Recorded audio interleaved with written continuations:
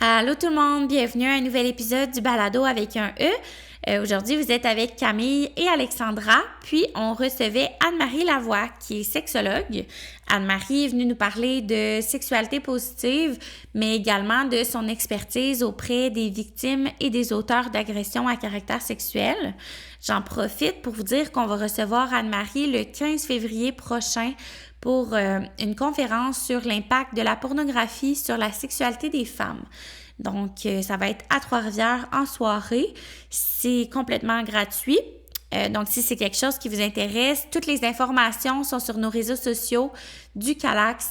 Donc, juste nous écrire pour réserver votre place. Puis, voilà. Donc, là-dessus, je vous laisse sur l'épisode. Bonne écoute! C'est que être femme, ce n'est pas une donnée naturelle. C'est le résultat d'une histoire. Pas mal de femmes ont envie de dire, oui, on peut avoir du plaisir dans la vie, dans le respect de l'intégrité de nos corps. Protégeons, aidons, écoutons, respectons les survivantes. C'est la culture du viol.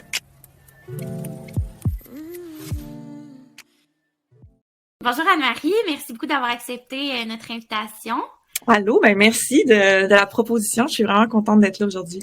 Dans le fond, on aurait aimé que tu commences en nous parlant un petit peu de toi, de ton parcours, que ce soit professionnel, tes études, tout ça. Qu'est-ce qui t'a mené à être sexologue? En fait, moi, j'ai fait mon bac en sexologie à l'UQAM.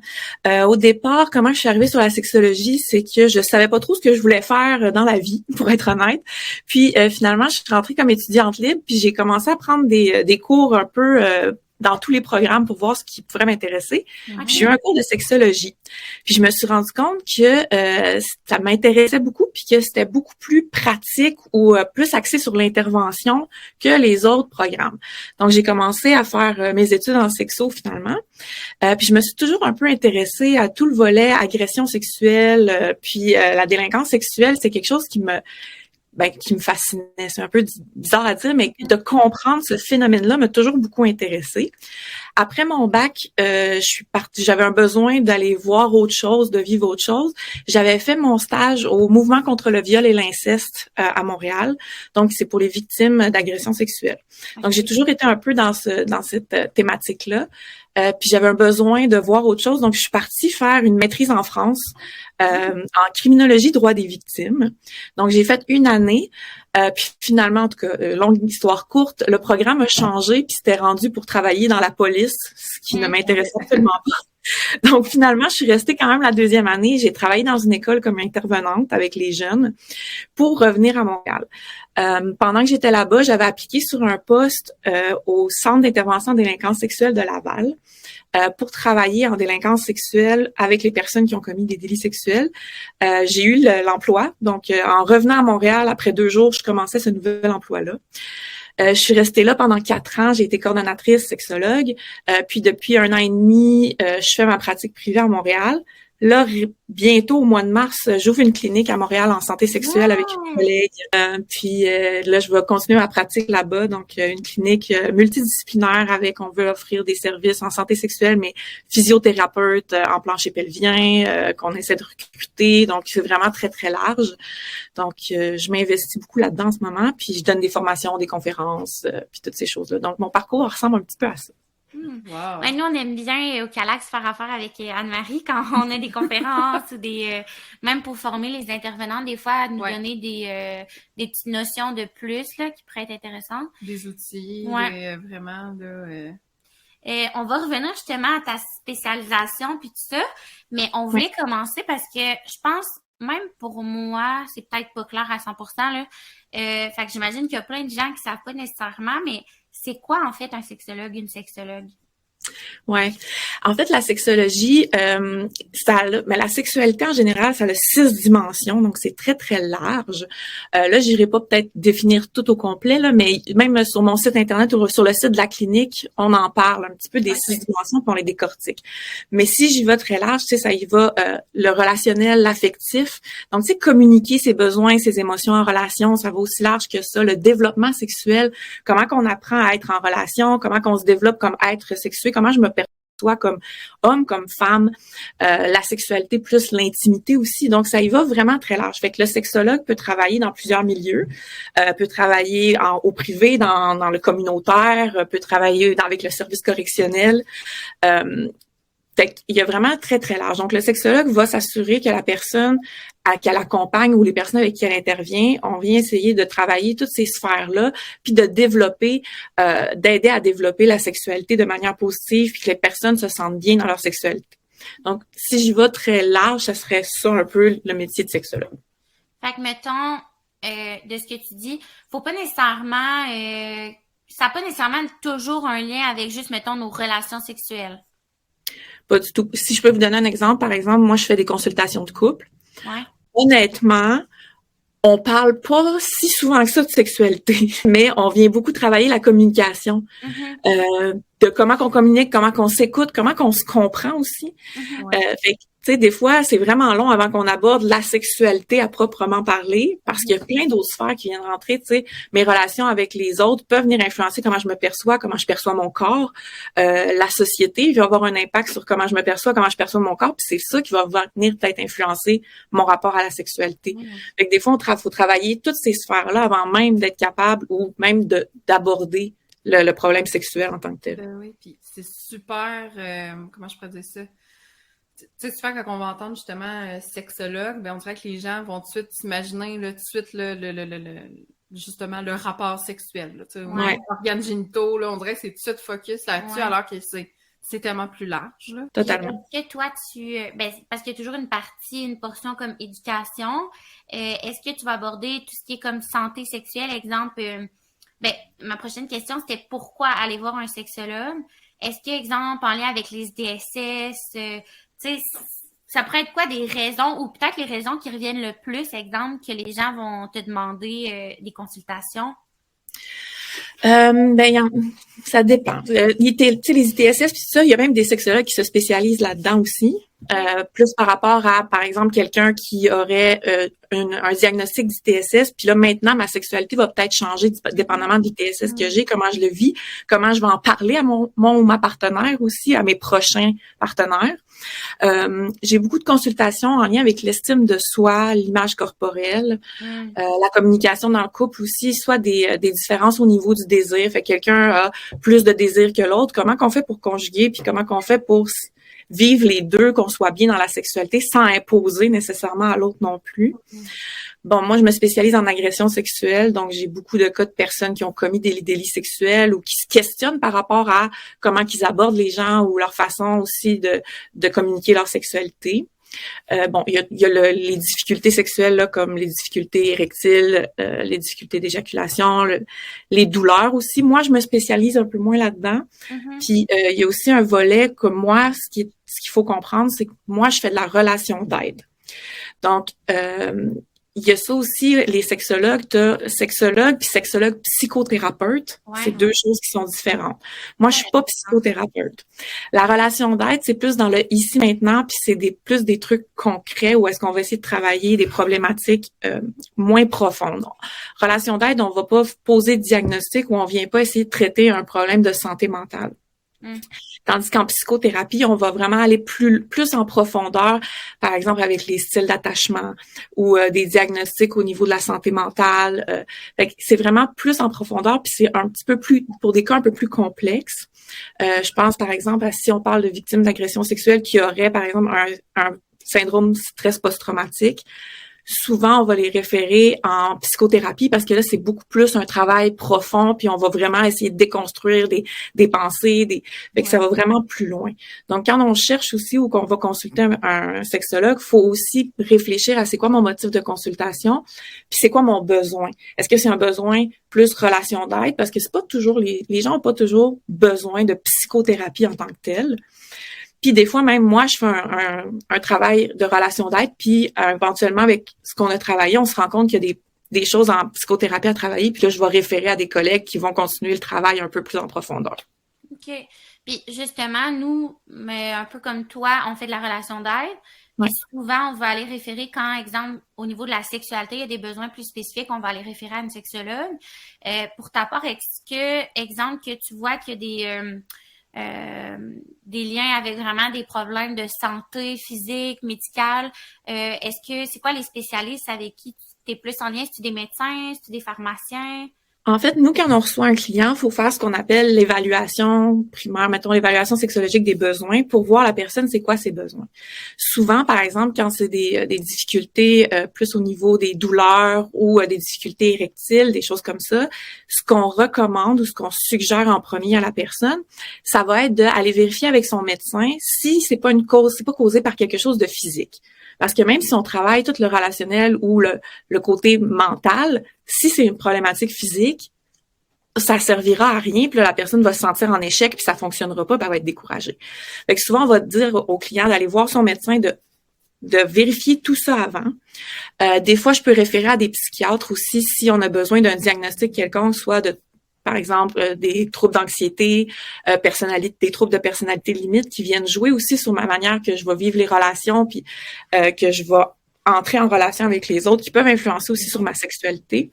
Donc, souvent, ce qu'on demande, c'est d'avoir une évaluation, puis de s'assurer que tout ça, on voit si c'est présent, parce que si c'est présent, par exemple, moi, si quelqu'un qui a un trouble de personnalité limite, par exemple, a besoin de peut-être un suivi plus spécialisé ou une approche différente dépendamment du diagnostic. Donc, peut-être aussi que ça va être de référer à un autre sexologue, mais qui va être plus spécialisé ou qui va avoir l'expertise un petit peu plus en lien avec tous ces diagnostics-là.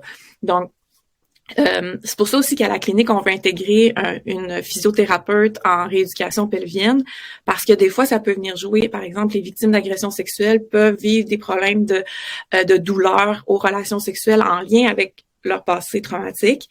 Donc, ça peut être aidant de travailler, oui, avec une physiothérapeute, mais avec le sexologue aussi. Donc, il peut y avoir ces partenariats-là aussi qui se font des fois. Puis, écoute, je m'étais mis des petites notes juste pour... je voulais pas t'interrompre. Tantôt, tu disais, dans le fond, vraiment que tu te spécialisais agression sexuelle, mais après ça, tu as parlé plus des gens qui commettent des gestes, en fait. Mais là, de ce que j'entends, tu reçois aussi des victimes. Là. Tu peux recevoir les victimes là, d'agression sexuelle aussi. Exact. Parfait. Puis, tu sais, je pense que aussi ce que je voulais un peu comme, pas déconstruire, là, mais tu sais, souvent on pense qu'il faut qu'on ait vécu quelque chose de comme full intense pour aller chercher de l'aide. Mais tu sais, de ce que j'entends, c'est que je pourrais comme avoir, mettons, quelques problèmes d'estime personnelle, puis complètement les devoirs, en fait, là. Ben oui, totalement. Souvent pas l'erreur, mais ce qui arrive souvent, c'est justement avec cette idée-là que c'est pas si grave que ça, c'est pas si grave que ça. Ben, on se rend au moment où est-ce que c'est vraiment grave, puis qu'on est vraiment pas bien, puis c'est là que ça peut être encore plus long ou plus difficile de venir travailler tout ça, tu sais. C'est un peu la même chose que quand on va chez le dentiste quelques fois par année pour aller vérifier, faire le nettoyage, pour être sûr que ça dégénère pas, puis qu'au final, ça revienne avec un gros problème. Fait que des fois, de les petites choses qu'on vit puis qu'on est moins bien avec, juste d'aller travailler ça, juste pour être sûr qu'on se sente bien puis de régler ça, peut éviter qu'on aille dans quelque chose qui va être beaucoup plus grave après ou une difficulté qui va nous apporter encore plus d'angoisse ou d'inconfort. Effectivement. Mettons, là, j'ai dit estime personnelle. Ça peut être vraiment comme moi, j'ai quelques petites difficultés. Puis là, comme tu dis, de dire, bon, tu sais, c'est pas grave, mais finalement, sur le long terme, je pourrais peut-être arriver avec un partenaire, puis juste comme faire non, je veux pas que tu me touches, j'ai zéro confiance en moi.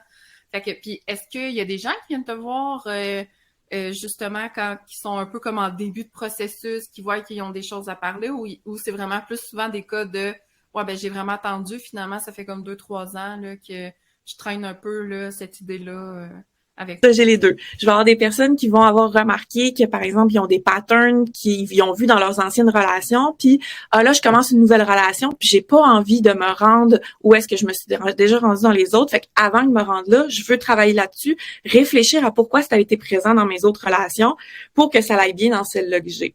Ouais. Je vais avoir aussi peut-être des cas, le cas du couple là, qui arrive et que vous êtes, ils me le disent, là, t'es notre dernière chance. Okay. Donc, c'est la dernière chance qu'on se laisse. Sinon, après ça passera plus puis ça va se terminer là. Okay. Il y a même des couples, des fois, qui viennent consulter pour être accompagnés dans leur rupture.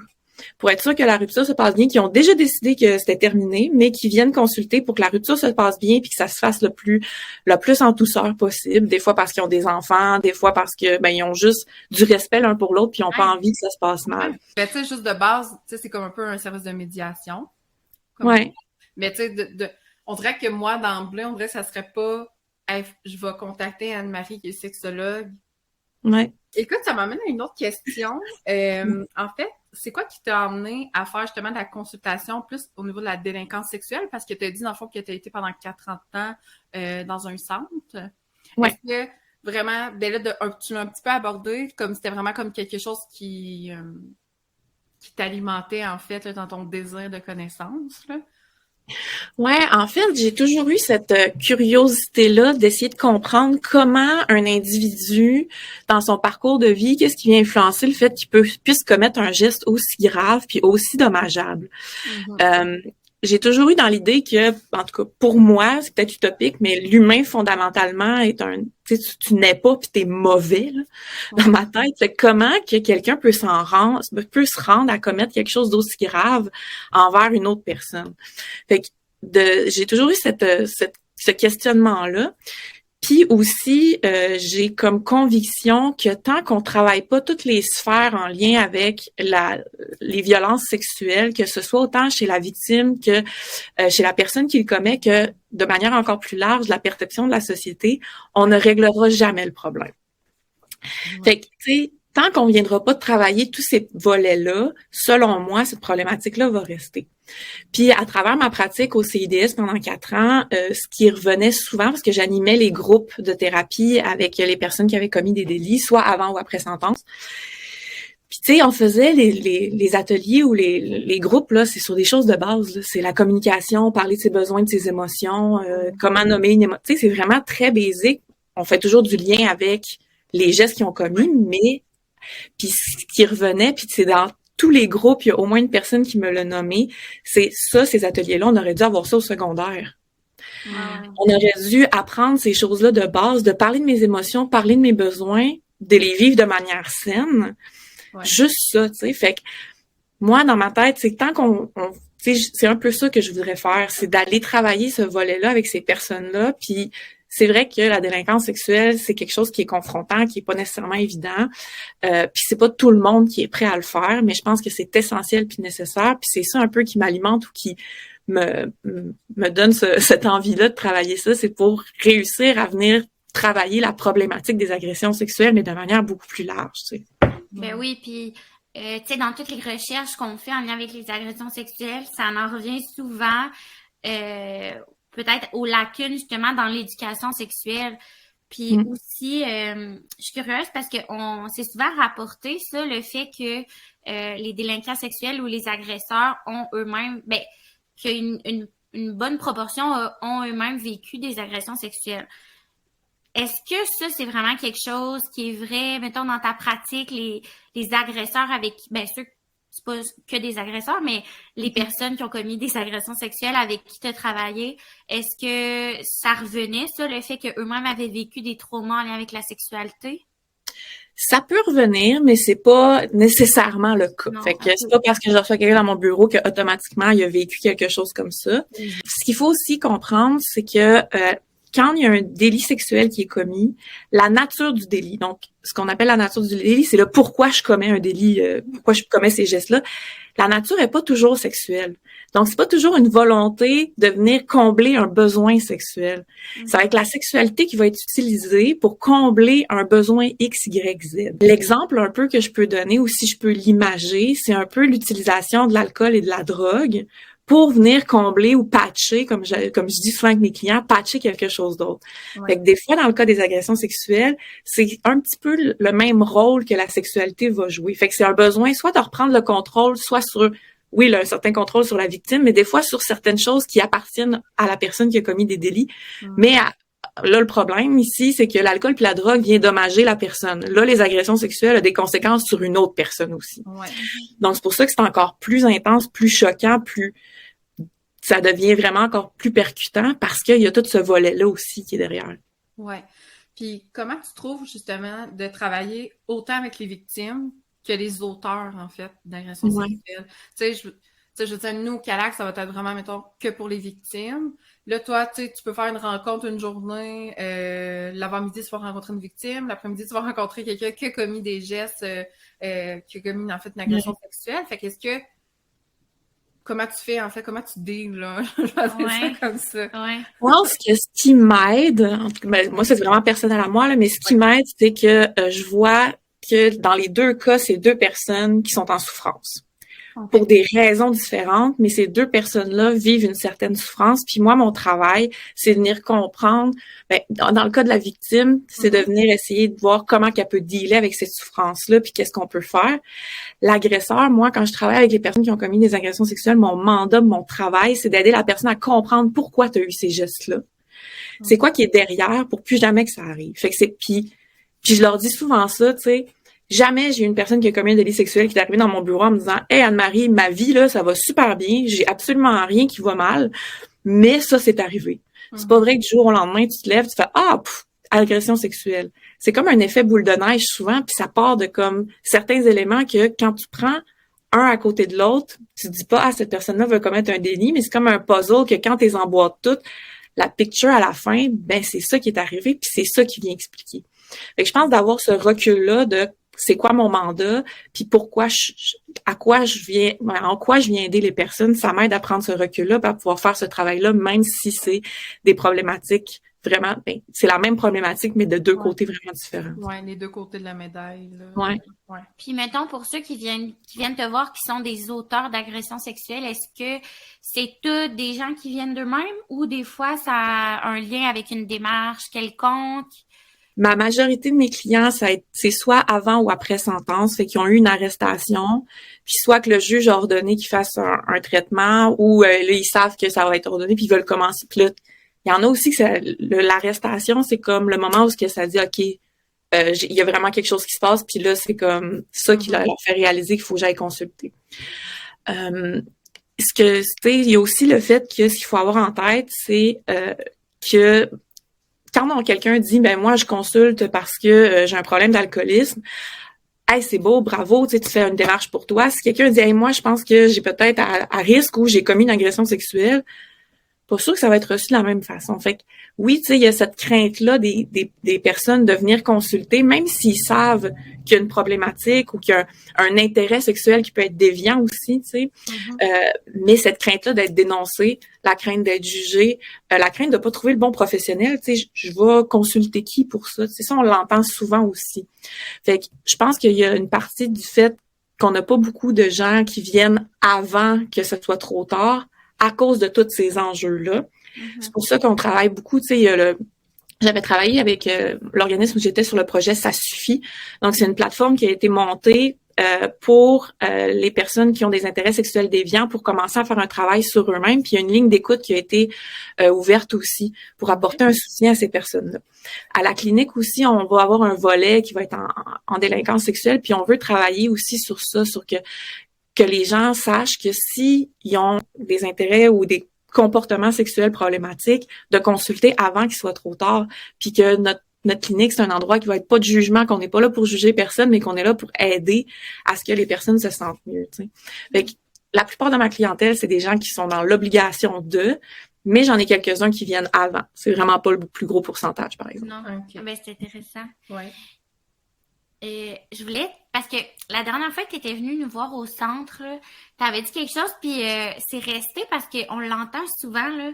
Puis c'était pour faire le pont, justement, tantôt quand tu parlais du fait qu'une agression sexuelle, c'est pas une pulsion sexuelle. Fait que tu sais, tu avais parlé en lien avec les déviances sexuelles, comme quoi c'est un très faible pourcentage des agresseurs sexuels qui ont une réelle déviance sexuelle diagnostiquée, exemple. Ouais. C'est quoi la différence? Comment, tu sais, dans le sens, comment on défait les liens entre déviants sexuels et auteurs d'agressions sexuelles? Ben, tu sais, nous, ce que je fais aussi les sexologues en délinquance sexuelle, on peut être mandaté, par exemple, pour faire des évaluations sexo-légales. Donc, nous, c'est venir évaluer pour la cour, souvent, c'est la personne pour venir évaluer puis déterminer c'est quoi tous les facteurs qui ont fait en sorte qu'elle a posé ces gestes-là, puis venir évaluer est-ce qu'il y a possiblement une déviance sexuelle derrière. C'est que quand on parle de déviance sexuelle, par exemple, la plus connue, c'est la pédophilie. Fait que l'exemple que je peux donner, c'est pas parce qu'une personne commet des gestes sexuels sur un mineur qui est nécessairement pédophile. Ouais. Là, tu sais, la pédophilie, il y a des critères diagnostiques très précis que si cette personne-là les rencontre pas, ben ça se peut que la nature du délit, ça soit, on peut appeler ça, mettons, un opportuniste.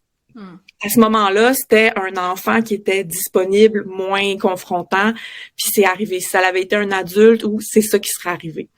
Fait que cette personne-là est pas nécessairement pédophile. Puis ça aussi, ça vient jouer sur le fait que les gens viennent consulter ou pas avant qu'il soit trop tard. C'est qu'il y a cette peur-là de « mais je suis pas pédophile, c'est pas moi ça ». Mais l'amalgame est vite fait dans les médias. Aussitôt que quelqu'un commet un geste sur un jeune, ben c'est un pédophile automatiquement, mais c'est tellement pas ça. Puis c'est vrai que c'est un faible pourcentage. Donc c'est vraiment un minime pourcentage de personnes qui commettent des délits sur des enfants qui sont aux critères diagnostiques pédophile. Il y a ma collègue là, avec qui j'ouvre la clinique, Iris Cruz, qui avait été invitée à Radio-Canada, puis qui fait un exemple, là, vous pouvez le trouver sur le site internet de la clinique, mais qui vient expliquer un petit peu les 3 types de pédophilie, puis comment aussi que c'est la différence. Fait que même dans le critère de pédophilie, il y a des différences. Donc, tu sais, il y a tout ça qui vient jouer. Fait que c'est d'évaluer un petit peu pourquoi la personne a commis ces délits-là. Ben justement, ça vient nous aider. Est-ce que c'est parce qu'elle était dans une relation insatisfaisante, qu'elle était pas capable de communiquer ses besoins, que ça devenait trop, puis qu'elle a eu cet agissement sexuel-là, mais c'est beaucoup de facteurs qui viennent comme se mélanger. C'est pour ça que c'est difficile, non seulement pour les personnes qui commettent ces gestes-là de comprendre, mais pour la société en général aussi de comprendre ça, parce que c'est des problématiques très complexes qui viennent mettre en lumière beaucoup de difficultés. Puis de se dire, ben mon Dieu, de comprendre tout ça, c'est facile, c'est comprenable que les gens jugent, puis que les gens aient cette réticence-là, mais de réussir à défaire ce mythe-là peut nous aider à prendre du recul puis à voir que ces personnes-là peuvent changer totalement. Ils peuvent faire un travail sur eux, puis ça peut vraiment réellement aider après. Ben, j'imagine que la réponse est oui, là, parce que sinon tu perdrais pas ton temps à faire ça, mais dans le fond, toi, tu crois en la réhabilitation des auteurs d'agressions sexuelles. Ben oui, totalement. Mais tu sais, ça dépend de beaucoup de facteurs. Ça dépend de l'implication qu'ils vont avoir dans leur suivi thérapeutique.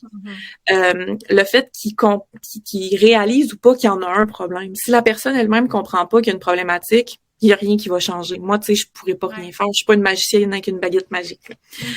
Fait que, tu sais, si la personne justement est prête aussi à changer certaines problématiques, certaines choses. Mais oui, puis je pense que c'est super important aussi de pas penser, tu sais, faut faire attention que il y a la répression, que ces gens-là vont en prison. Je pense que c'est une part qui doit être présente là aussi. Mais je pense pas que la solution soit de mettre quelqu'un en prison, de le remettre dans la société après, ça va régler le problème. Parce que la personne retombe dans les mêmes sphères de vie, les mêmes patterns, les mêmes choses. Fait que le pourquoi elle l'a fait, on le règle pas vraiment, puis on n'est pas venu le travailler. Fait que selon moi, ce serait l'amalgame, tu sais, mettre les deux ensemble. Oui, il y a le côté répressif, mais si on peut offrir des services à ces personnes-là, c'est pour ça aussi que souvent, il y a l'obligation de faire un traitement thérapeutique. Je pense que ce cheminement-là doit être avec la répression qui est présente. Mais oui, je l'ai vu des personnes qui ont travaillé sur eux, puis il y a eu des belles réussites. Là, j'ai vu des belles réussites, puis c'est vraiment gratifiant aussi de voir que c'est possible. Ça redonne foi un peu en l'humanité, je vous dirais. Ce qui aide aussi, c'est, tu sais, d'avoir en tête que ce qui est devant moi, puis c'est la première chose que je dis aux personnes qui viennent me consulter dans cette problématique-là, ce que j'ai devant moi, c'est pas un délinquant sexuel. J'ai une personne qui a commis un délit sexuel. Fait que c'est de ramener la personne de l'avant. Tu sais, ça vient pas les définir complètement, là. C'est pas, des fois, ils se voient, là, puis l'image qu'ils leur donnent, c'est comme s'ils se voyaient en homme sandwich, puis c'est écrit délinquant sexuel, puis ils se promènent dans la rue, tu sais, comme si ça les définissait toutes. Mais, je vais vous donner un exemple, tu sais, je faisais des groupes en détention. Donc, je me déplaçais à la prison à Montréal. Puis, il y avait un client qui, lui, avait fait une récidive. Donc, il était là pour exactement la même chose qu'il avait fait déjà dans le passé. Puis, je vous ai parlé des détails, mais c'était quand même trash, là. Il y avait comme planifié, puis il y avait beaucoup de planification, puis en tout cas. Puis dans une des rencontres, il me dit, Anne-Marie, veux-tu que je te dise pourquoi je suis de retour en prison? C'est pourquoi j'ai récidivé? Puis j'étais comme, ben oui, je serais très intéressée si t'es capable de me l'expliquer. T'sais. Il me dit, la journée où j'ai été libérée, puis dans les semaines d'après, tout le monde me décrivait ou me regardait tellement comme si j'étais un monstre que je me suis dit, pourquoi je ferais des efforts pour changer si tout le monde pense déjà ça? Fait qu'il a mis aucun effort dans le changement. Même lui, il disait, ben, j'étais un monstre. Ça sert à rien. T'sais. Fait que juste la vision ou comment que les gens le percevaient est venu jouer sur le fait s'il s'est investi ou pas dans son changement puis dans son traitement. Fait que tu sais, des fois on minimise comment que l'impact que peut avoir nos paroles ou notre manière de voir les choses, mais ça peut avoir un grand impact après sur l'implication que ces personnes-là vont avoir dans un suivi thérapeutique ou dans un processus de changement. T'sais. C'est intéressant. On fait la même affaire aussi avec les femmes qu'on rencontre aussi au Calax, tu sais, de vraiment... souvent, c'est ça, c'est qu'elles aussi, c'est comme s'il y avait l'étiquette genre victime d'agression sexuelle. Vraiment, là, de travailler justement, d'enlever ça, tu sais, justement, là, d'aller travailler au niveau de... Ouais, le processus de comme dévictimisation dans le sens où t'es pas seulement qu'une victime, là. Mais c'est ça. Une femme derrière ça qui peut reprendre le pouvoir, puis... Ouais. Écoute, on change complètement de... Ben, pas complètement, là. Est-ce qu'il y a un mythe en particulier qu'on pourrait peut-être déconstruire ensemble aujourd'hui en lien avec la sexualité? Tu sais, y a-t-il quelque chose, justement, là, qui devient que, eh oui, ça, je l'entends tellement souvent, puis non, c'est pas vrai, puis faut que les gens le savent. Ben, juste tantôt, en début, là, quand on disait que, tu sais, la sexualité, c'est pas juste les relations sexuelles. Que, mettons, mais encore plus, c'est que la sexualité n'est pas juste égale à pénétration. Il y a beaucoup ça, tu sais, j'ai eu un rapport sexuel où moi, ce qui me fait toujours un peu sourire, c'est que j'ai eu un rapport sexuel, mais pas complet. Mais c'est quoi le pas complet? La notion aussi de préliminaire. Pourquoi il y aurait des choses qu'il faudrait qu'ils viennent avant? Pourquoi, mettons, tout ce qui est les caresses, la masturbation, ça pourrait pas être ça, la relation sexuelle complète? Tu sais? Puis je pense que ce que ça fait d'avoir cette perception-là, ça met beaucoup, beaucoup de pression aux gens de se dire il est supposé avoir ces étapes-là, puis si tout ça est pas rencontré, ça n'a pas été complété. Ça rend tellement ça comme une tâche, puis on est tellement moins axé sur le plaisir, puis juste se dire, hey, peut-être qu'aujourd'hui, là, juste de se coller puis de se caresser, ça va être ça, notre relation sexuelle, puis c'est bien correct. Puis ça va être complet. Mais c'est ça. Le nom complet, je pense qu'il revient vraiment sur le fait justement qu'il n'y ait pas comme d'éjaculation. Là, on n'arrive pas comme tu sais, comme à la fin, l'espèce de summum qui nous est véhiculé en fait partout, là, tu sais, dans toutes les plateformes, les sites, ou tu sais, c'est souvent ça en fait qu'on va voir. Là. C'est totalement, tu sais, les préliminaires, la pénétration, puis l'orgasme simultané aussi. Il faut donc qu'on ait un orgasme en même temps, ou il faut que les deux aient un orgasme parce que sinon, on n'a pas atteint notre tâche ou on n'a pas bien fait ça. T'sais. Ça marche pas, tu sais. Non, ça fonctionne pas justement là, les critères. Là, Justement, en parlant, mettons, de caresses ou de d'autres façons de vivre sa sexualité, là, qu'est-ce que c'est quoi pour toi la sexualité positive? Parce qu'on entend beaucoup parler tu sais, là, de plus en plus aussi, on entend parler de sexualité dans les médias sociaux, puis fait que la sexualité positive que je pense qu'on aimerait tous atteindre puis avoir dans notre vie, ça ressemble à quoi? C'est quoi? Qu'est-ce que ça implique? Mais tu sais, déjà, je pense que d'être bien dans sa sexualité, peu importe c'est quoi, tu sais, peu importe si, ben moi, c'est juste des caresses que j'ai envie, puis je suis bien là-dedans, puis je l'accepte comme ça. Puis tu sais, moi, quand je dis que je travaille à amener de la sexualité positive, c'est surtout dans le sens où on essaie d'amener qu'est-ce qui est le fun à faire ou d'axer sur qu'est-ce que je peux faire ou de développer plus là, je mets compétences entre gros guillemets, là, mais de développer plus ça que de te dire, ben, faut pas que tu fasses ça. Puis ça, là, évite ça, faut pas faire ça. Surtout avec le consentement, mettons, pendant un bout de temps, surtout les campagnes de sensibilisation où c'était beaucoup aux ITSS, c'était faites attention à ça, puis c'était beaucoup dans la culture de la peur, de qu'est-ce qu'il faut pas faire, au lieu de dire qu'est-ce que je peux faire, parce que là finalement on ne donne pas d'outils. Ok, c'est beau, je peux pas faire ça, mais je fais quoi d'abord qui peut être le fun. Fait que c'est plus d'amener ça dans ce sens-là, c'est d'amener, de penser à sa sexualité, de qu'est-ce que je fais qui va me faire du bien puis qui va me faire plaisir, puis de se recentrer là-dessus, puis de pas se dire qu'est-ce que je dois faire. tu sais, de le doit faire, mais une pression, puis c'est pas nécessairement ça que j'ai envie de faire. Non, puis tu sais, je pense que tu as raison dans le sens parce qu'il y a comme toute cette notion-là, on dirait, de climat de peur, là, au niveau de la sexualité quand on est ado, je me sais plus où est-ce que j'avais lu ça, mais ça fait pas longtemps, tu sais, de fait de perdre sa virginité. Tu sais, je perds quelque chose, oh mon Dieu, quand on perd quelque chose, parce que là, il y a quelque chose de négatif, il y a quelque chose, tu sais, vraiment qui nous amène à une perte. Puis alors que la personne disait, ben voilà donc comme ben je vais avoir acquis une expérience. Tu sais, je vais avoir vraiment de plus changer un peu notre mindset là, vraiment en lien avec ça parce que effectivement, j'ai pas perdu ma virginité, j'ai gagné une expérience en lien avec mes sexualités, puis tu sais vraiment là, de l'emmener là vers le positif. Là. Mais oui, totalement. Vraiment, puis tu sais, ça ramène aussi à la virginité, on est encore dans la pénétration, tu sais. Tandis que ma première expérience sexuelle peut ne pas avoir de pénétration, puis là, on vient à dire est-ce qu'elle a perdu sa virginité ou pas, tu sais. Fait il y a tout ça aussi de cette relation-là avec, tu sais, de la perte ou, tu sais, comme tu le disais, de vivre une nouvelle expérience, puis d'acquérir quelque chose, puis de le vivre d'une façon saine, c'est aussi ça, un peu la sexualité positive. En lien avec la sexualité positive, justement, tu sais, dans ton travail, le fait que tu travailles avec des victimes, de peu importe le type de trauma sexuel, ça serait quoi certaines façons, tu sais, sans nous parler de nous dévoiler tous tes outils, là, mais, tu sais, ça serait quoi une façon que tu utilises pour aider les femmes ou les hommes à se réapproprier leur sexualité, justement, à la suite d'agressions sexuelles, par exemple? Ben, tu sais, dans le cas des victimes d'agressions sexuelles, je pense que l'un des gros enjeux, c'est que on a transgressé leurs limites, puis on a imposé quelque chose. Je pense que déjà en partant de redéfinir dans le moment X, qu'est-ce qu'en ce moment, c'est quoi tes limites présentement? Puis ça se peut qu'ils soient différentes même d'avant, puis ça se peut qu'ils reviennent jamais nécessairement comme avant, puis c'est bien correct aussi, tu sais. Oui, ça a été un moment traumatique qui a des impacts sur toi, mais maintenant, dans le moment présent, c'est quoi tes limites? Puis ça se peut que les limites, ça soit, ben moi, j'ai envie de me coller habillée. Puis ma sexualité, en ce moment, c'est ça. Fait que c'est de déconstruire toute la pression qu'elles se mettent à aller, il faut que je retrouve à ma sexualité d'avant. Puis si sa sexualité d'avant, c'est d'avoir des relations sexuelles par pénétration, ça se peut que ce soit pas réaliste dans ce moment-là. Puis c'est de venir légitimer ce fait-là, que c'est pas nécessaire puis c'est pas tout de suite.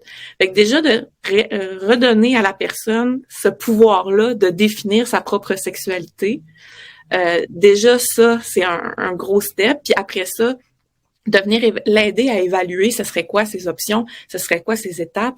Puis je pense que l'important, en tout cas moi, comment que je travaille, c'est que ça vienne de la personne aussi, de pas imposer des idées, parce qu'encore là, ça doit être d'imposer quelque chose sans qu'elle ait rien demandé, tu sais. Fait que de redonner ce pouvoir-là, même à travers ces petites choses-là, c'est vraiment gratifiant, puis qu'elle puisse sentir qu'elle a le contrôle sur sa sexualité, puis que ce contrôle-là, elle peut le définir comme elle veut. Fait que tu sais, des fois, ça peut être juste le toucher peut être difficile, le contact physique. Fait que c'est de se réapproprier ça. Ça peut être, tu sais, par exemple, d'aller se faire masser, mais de se faire masser peut-être habillé. Ça se peut que juste ça, ce contact-là, ça soit déjà intense. Puis de retravailler toute cette notion-là, de se réapproprier son corps, de sa vision aussi de la sexualité, je pense qu'elle peut changer. Puis c'est de l'aider à redéfinir. C'est tout ce côté-là, je pense. Puis que ça vienne d'elle, tu sais, comme tu as dit. Ouais. Je pense que c'est ça qui va vraiment un peu comme donner l'empowerment, là, de comme, crime. C'est quoi? Je l'ai dit, j'ai de la misère à le dire, Camille. Mais tu sais, je pense que peu importe, dans n'importe quelle situation, quand ça vient de nous, ben ça va être déjà plus facilitant que de me dire, là, j'ai un devoir, là, mon Dieu, je sais même pas comment m'y prendre, versus, hey, c'est ça que j'ai besoin, c'est ça les outils qu'elle m'a donné, maintenant, je peux décider comment je vais l'apporter, comment je vais le travailler, tu sais. Mais c'est ça. Puis tu sais, en même temps, moi, ce que je leur dis aussi, c'est que moi, je suis comme l'experte du processus, mais mes clientes sont les experts d'eux-mêmes. Moi, je suis juste là pour les aider à les guider, mais tu sais, je suis qui, moi, pour dire ça, c'est vraiment la meilleure chose pour toi? Ben, c'est pas vrai, parce que j'ai pas son vécu, je suis pas dans ses souliers, je peux lui suggérer des choses, mais ça se peut qu'elle me dise, hey, moi, c'est pas réaliste. Ben, c'est toi qui le sais, tu sais. Fait que moi, c'est vraiment plus de réussir à accompagner la personne, qu'on réussisse ensemble à sortir toutes les options possibles, puis à partir de ce moment-là, la personne peut choisir elle-même qu'est-ce qui est le mieux pour elle dans ce moment-là, tu sais. Puis j'aurais une question, tu sais, est-ce que tu fais, soit exemple, de l'accompagnement aux proches des victimes, aux proches des agresseurs, ou est-ce que tu fais des fois je sais que tu fais de l'accompagnement de couple, mais est-ce que, exemple, que toi, tu as une femme en suivi qui, elle, a été victime, est-ce que tu accepterais de faire, exemple, une rencontre où son conjoint l'accompagne, puis que c'est parce que je trouve que des fois, ce qui amène un blocage, c'est que la femme, elle arrive avec des nouvelles limites, par exemple, en faisant son suivi, mais des fois, il y a un manque de volonté de la part du partenaire ou de la partenaire aussi, mais c'est que des fois, la personne a de la misère à appliquer ces limites-là dans sa vie quand c'est pas respecté par son partenaire, sa partenaire actuelle. Ouais. Fait que comment on fait pour que tout ce travail-là qui est fait résonne dans sa vie personnelle, tu sais, par la suite, que ça soit respecté? Ben, mettons, je pourrais faire une rencontre avec le conjoint ou la conjointe pour qu'on puisse discuter de ça, voir peut-être que la personne aussi, elle a de la difficulté parce qu'elle comprend pas aussi les enjeux, la réalité, toutes ces choses-là. Mais je pourrais pas commencer un suivi de couple sur du long terme, par exemple. Faudrait que je les réfère dans un suivi de couple avec quelqu'un d'autre pour la simple et bonne raison que j'ai un lien avec cette personne-là, le lien thérapeutique, puis là, ça peut venir jouer. Mais oui, une rencontre, des fois, je l'ai faite soit avec le partenaire, j'ai déjà fait, mettons, des suivis avec des ados, avec les parents, pour justement travailler tout ça. Fait que oui, une rencontre ponctuelle, c'est possible, puis je trouve que c'est vraiment bénéfique aussi, des fois. Juste la personne, des fois, elle a de la difficulté à s'exprimer ou à s'affirmer, puis d'avoir un médiateur ou quelqu'un qui vient tempérer un peu puis l'aider des fois à reformuler, ça lui donne un peu confiance puis ça l'aide beaucoup. Et que si on le fait des fois, ça peut être aidant. C'est intéressant. Écoute, on arrive à notre toute dernière question pour toi. Est-ce qu'il y a des sujets qui sont encore tabous, en fait, avec la sexualité qu'on devrait aborder davantage, selon toi? Je pense qu'il y a beaucoup la sexualité des aînés. Donc, d'avoir dans l'idée que les personnes aînées n'ont plus de besoins sexuels. Ben, il y a tout ce tabou-là aussi. Puis les personnes avec des handicaps, soit physiques ou intellectuels aussi, parce qu'on est des êtres sexués, la sexualité est un besoin humain. Le besoin va être différent, mais il va être présent quand même. Fait que des fois, il y a beaucoup une incompréhension, puis on vient essayer de limiter les gens. Fait que, tu sais, il y a des problématiques dans les CHSLD des fois aussi, où est-ce que il y a des couples, puis il y a un des partenaires qui fait de l'Alzheimer, mais ils ont encore des besoins ou des envies sexuelles, ça devient compliqué. Ouais. Puis des fois, on essaie de les empêcher, mais on vient les brimer un petit peu, puis il y a toute cette incompréhension-là. Ils vont avoir dans les CHSLD aussi, il y a des problématiques avec les ITSS. On leur offre pas de moyens de protection nécessairement ou on le met pas à leur disposition, mais ils ont quand même des relations sexuelles. Oui. Il y a tout ça. Fait que je pense qu'on n'en parle pas assez, qu'on a cette incompréhension-là, puis ça vient brimer certaines parties de la population ou des personnes qui veulent vivre une sexualité, mais qui savent pas comment la vivre ou à quel niveau ou comment s'ajuster avec certains changements, tu sais. Tellement. C'est vraiment pertinent. C'est vrai que on dirait qu'on voit une tranche d'âge là, comme ados, adultes, c'est des adultes, même s'ils ont passé un certain âge, là, mais tu sais, on dirait que sexualité, on dirait que ça va vraiment cadrer là, dans un espace de genre 30 ans, puis après ça, là, on dirait qu'après 60, 70 ans, on pense que, bon, ça doit plus... Ouais. On doit pas en avoir, ou tu sais, en tout cas, on se questionne peut-être pas assez, là, en fait, là. C'est pas qu'il n'y ait pas là, mais c'est vrai que ça va peut-être changer, tu sais. Ben oui. Il y en a des clients qui viennent puis qui sont plus âgés puis qui disent mais j'ai encore du désir, mais mon désir il est différent. J'ai un désir de proximité, d'affection, tu sais, puis c'est de retravailler ça. Même eux, leur perception de la sexualité, peut-être qu'ils se mettent cette pression-là ou qu'ils, tu sais, fait qu'il y a tout cet accompagnement-là aussi à faire, qui est super intéressant. J'ai une collègue qui se spécialise un peu plus là-dedans, puis elle va des fois dans des milieux où est-ce que c'est des milieux de vie pour les personnes âgées pour faire des conférences, pour parler de ça, puis les aider à comme voir que ben il y en a encore puis ils ont le droit d'en avoir, tu sais. Ben oui. Ah wow. Anne-Marie, on pourrait parler avec toi des heures, c'est sûr et certain, là. On sait que tu as d'autres engagements. Fait qu'on voulait te remercier beaucoup pour ton temps précieux. Puis, s'il y a des questions, exemple, dans les commentaires sur YouTube, est-ce qu'on peut référer les gens à toi? Ou... Oui, totalement. Les gens peuvent m'écrire soit sur mon Instagram, ils peuvent aller sur mon site personnel. Il y a vraiment aucun problème, ça me fait toujours plaisir. On va tout mettre les liens. Puis, est-ce qu'on l'a tout de suite, le lien de ta clinique ou c'est encore dans quelques temps que ça... Non, Ok, le site web est déjà en ligne, Clinique Convergence. On a Instagram aussi que je viens de partir. ok. Mais oui, puis c'est ça. Puis les gens peuvent m'écrire, il n'y a aucun problème. Parfait. Fait qu'on va Parfait. tout mettre ça dans la bio dans la barre, bio, en tout cas. Ouais. On n'est pas des spécialistes, là, mais les liens seront accessibles. Fait que voilà. Mais merci encore beaucoup, Merci, Anne-Marie. c'est un plaisir.